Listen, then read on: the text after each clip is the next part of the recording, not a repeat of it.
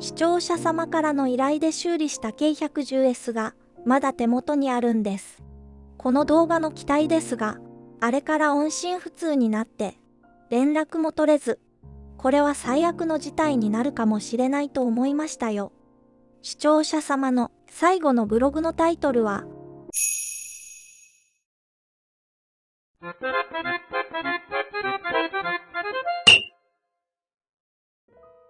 連絡が途絶えて20日ほど経ったでしょうか。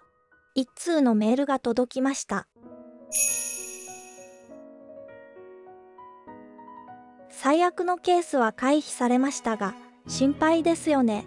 詳しいことは全く聞いてないので、なんで入院されたかはわかりませんが、数日前に無事退院されたので、この機体をまた送ることができます。また送るとは、戻ってきちゃったんですよね。業者様には大変ご迷惑をおかけしました。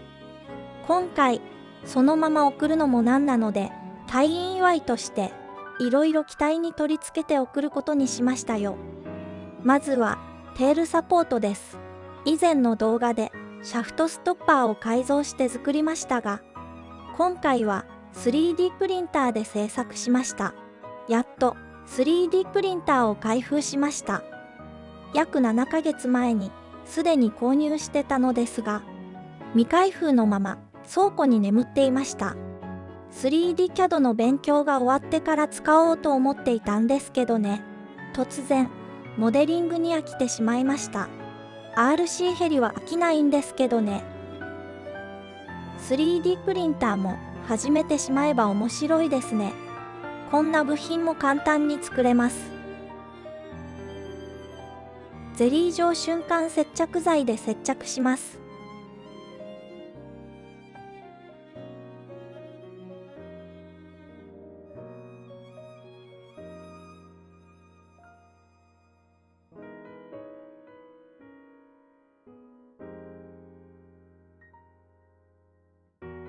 収縮チューブを先端につけます。これは固定した時の滑り止めのためです。ここにも瞬間接着剤を少しつけておくと良いでしょう。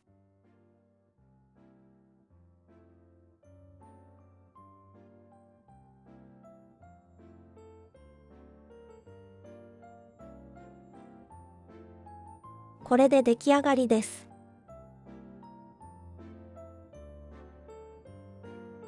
K110 スワッシュプレートのインナーリングを作ってみました。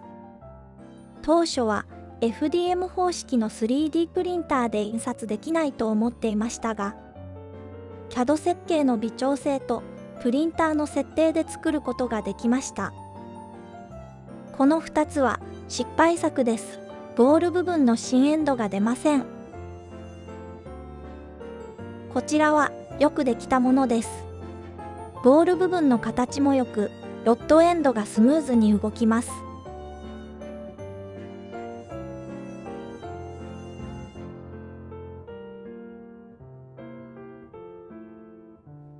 ロッドエンドも外れませんし、強度も十分ありますね。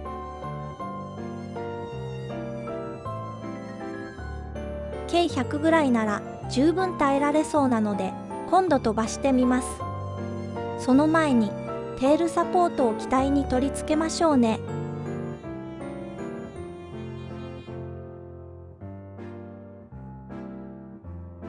この結束板と留めもなんとかしたいですね。おしゃれな取り付け方法を考えたいです。完成しました。これだけでは喜んでもらえないと思うので、3D プリンタで試作したサーボプレートがありますので、これも取り付けちゃいましょうね。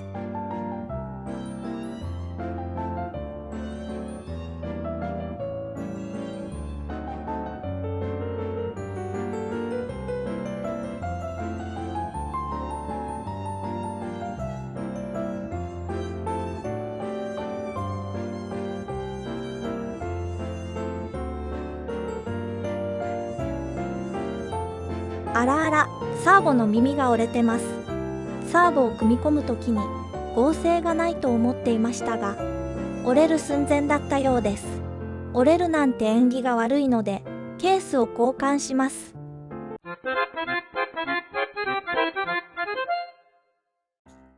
耳が折れたサーボをそのまま使う方法もありますので、やってみます。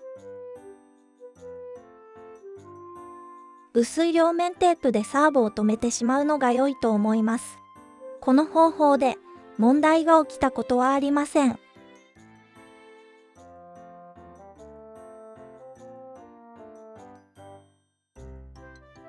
貼り付け面の脱脂はやりましょうね。サーボは油分がケースについてることがよくあります。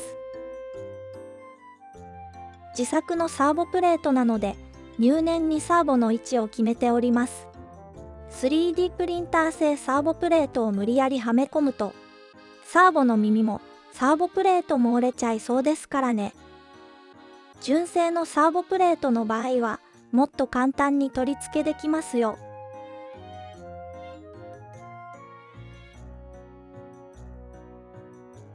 アンチローテーションブラケットにスワッシュプレートのピンを無理やり入れたのですが、折れませんでしたね。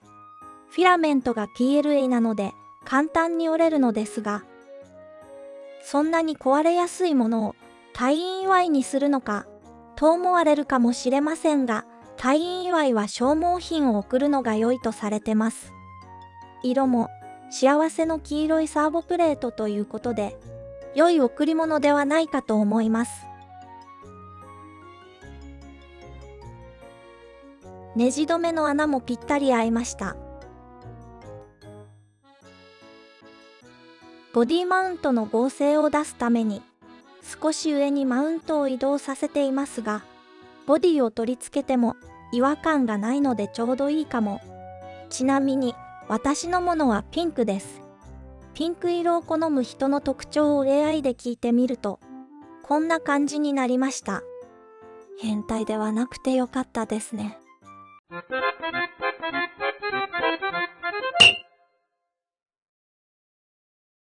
サーボの耳が折れた時の直し方は、タミヤの流し込みタイプ接着剤で耳を接着します。この接着剤はサーボケースの素材を溶かし接着できます。さらに強度を求めるのなら、接着部分を瞬間接着剤で補強すると良いでしょう。フレームには入りにくくなるので、少しフレームを削る必要はあります。お送りするものは、私のサーボからケースを取り外して、耳が折れたケースと交換しておきました。